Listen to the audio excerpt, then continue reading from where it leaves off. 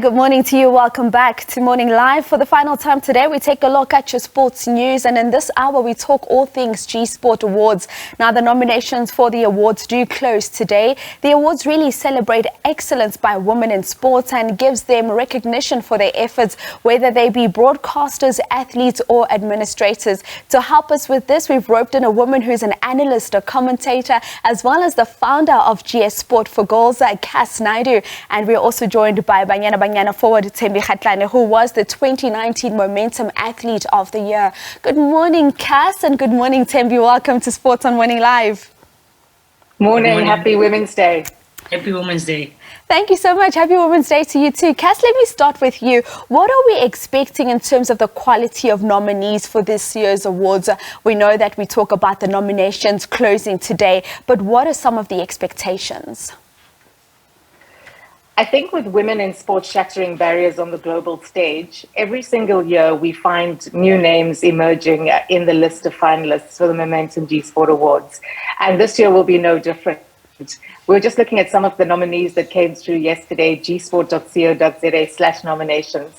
And it's amazing because this stage is really about ensuring that those that are flying the flag for South Africa are honored on the stage. And it's not just the usual names that you see.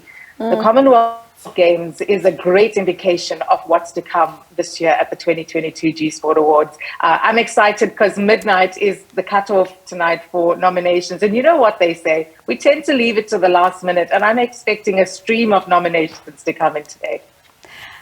Indeed. And for you, Thembi, we know that you were the 2019 Athlete of the Year. And I mean, we've seen so much coming from you. I mean, at this moment, of course, you do have that injury that you're currently nursing. But talk to us about your exploits in Spain. And even though you weren't there in the final of the WAFCON, you are now an African champion.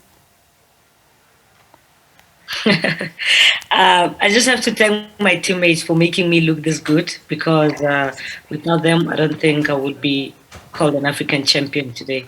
I had a really good season in Spain with Atletico Madrid, and we just missed, qualifying for the Champions League with 1 point.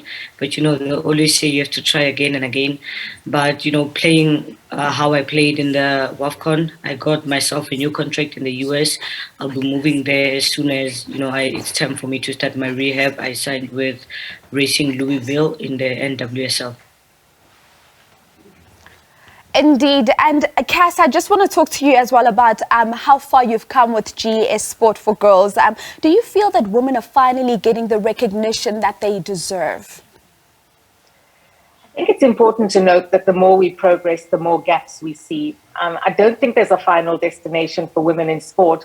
Although if you look at a summit that we're currently looking to women's sport to achieving, it's to have fair remuneration of women in sport.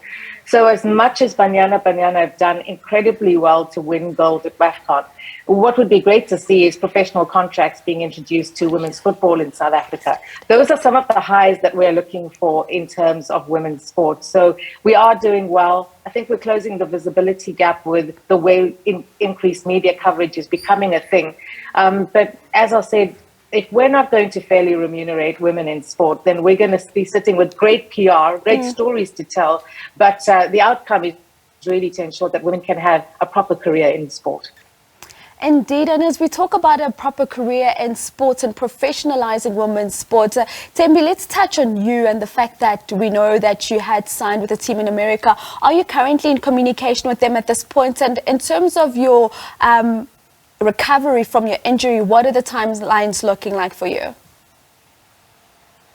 Yeah, I've been in communications with the team in America together with my agent to make sure that I get the best proper treatment. And SAFA is also involved because I got injured while serving the national team. So they've been helping me really a lot. My operation was successful. The doctors are happy with the progress post-op. So now it's just taking things easy to make sure that we get rid of the pain and to make sure that when I start the rehab, I don't have to go back because of the pain. And I think from my point, everything is looking good. It's just, getting the time to go so that I can come back stronger. And we do look forward to you coming back stronger. Now, Kass, you touched a little bit on this earlier on, but let's talk about professionalizing women's sport. How far are we in terms of seeing it being the same as what we see with male counterparts? Well, it's an interesting one. Last year, we joined Henley Africa Business School on a partnership to consolidate learnings for women's sports over the past 15 years. And what we've come up with is a first ever commercial roadmap for women's sport, and that is the GSPORT Systemic Stairway. What it does is it gives you a basic 8-step plan to summit this stairway, which is the fair remuneration of women's sport. But we see at the core of it is to ensure that our women's sport leaders have the correct business acumen to commercialize women's sport. So from a G-Sport perspective, for many years we were self-funded. But once we were able to show value to sponsors, then you found the likes of Momentum, Telkom, Sasol, Imperial all coming on board. And often we say, yeah, we mustn't mention the sponsor names. But when it comes to women's sport, it really has been corporate South Africa that has held everything together.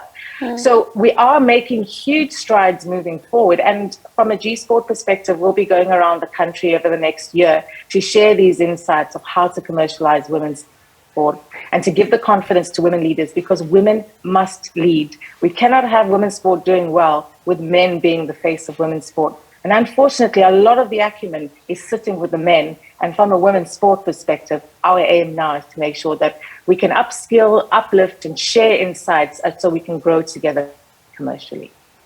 Indeed, and Kass, certainly there is something that you as G-Sports are doing right, because you are able to get these corporate partners to come on board and support you in your journey and actually ensuring that women are recognized in their various sporting codes.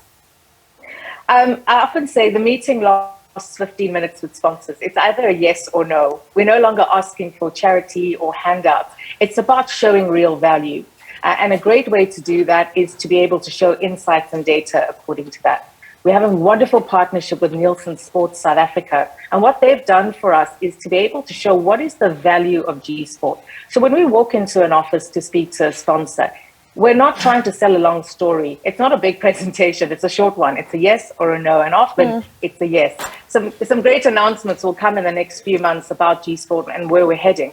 But I think my message to many women's sport initiatives out there that perhaps are struggling to get sponsored is understand what your value is and start believing in the value of your story and your journey, because that is what sponsors want. They don't want the sob story that we don't have money. I think everybody knows women's sport doesn't have money.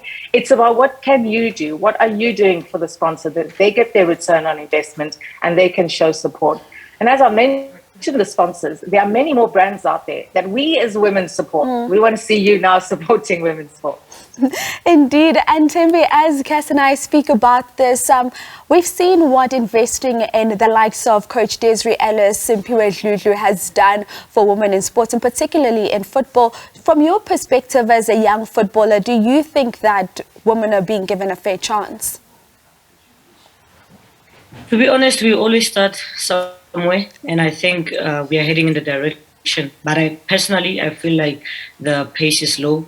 Yes, we must commend SAFA for making sure that the women's teams in the federation are being led by women like Coach Desiree, Coach Simphiwe, and the likes. So we need more especially in the grassroots, because that's where a group of players are going to come from to feed the national team. And also going into the national league, we need more women leading the teams. Not saying that men are not allowed to, but now the generation that we live in brings opportunities for women to be able to lead. Indeed. And Thembi, as I wrap up with you, just your final words on just what your team was able to achieve at this WAFCON. I know it must have been difficult for you. We saw you dancing with your crutch and celebrating. To just not be there with the team must have been difficult, but the achievement was absolutely amazing.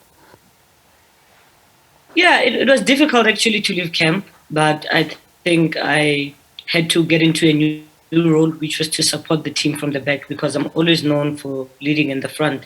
So it was just a different journey for me to be able to help the team, be the 12th man, to support them in and out, and to make sure that they know that even without me, they're capable of winning the AFCON, because we have a variety of players in the national team with the experiences of Refula Jane, Linda Motlhalo, Jermaine Sopasingwe, Janine van Wyk, Andile Dlamini. I can name the whole squad, but really proud of what the girls did for South African women's football and what they did for themselves and for their families. Indeed, and we're also proud of them and you too. Kass, as I wrap up with you, just in terms of expectations for the GSPORT Awards this year, I mean, it's the first time that we fully opened as a country. What are the expectations? What can we look forward to? What will be done differently at the awards ceremony? Well, one of the things we've done differently is that we've introduced lead-up events to the Momentum GSPORT Awards. So we've just had the GSPORT Business Breakfast. In a few weeks' time, we will celebrate all the Hall of Famers since 2006, when we first inducted Penny Haynes into the Hall of Fame. And as I said, nominations close at midnight tonight, gsport.co.za/nominations.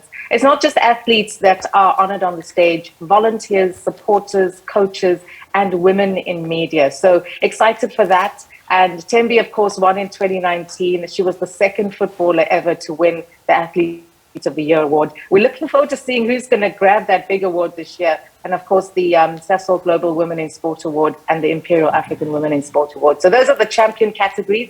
And we're very excited. The awards will be later this year in September, because most of our women athletes are currently flying the flag around the world for South African sport. Ladies, thank you so much for your time here this morning. Do have a blessed day further and happy Women's Day. Happy Women's Day. Happy Women's Day. That is, of course, Banyana forward Thembi Kgatlana, as well as the founder of GSPORT for Girls, Kass Naidoo.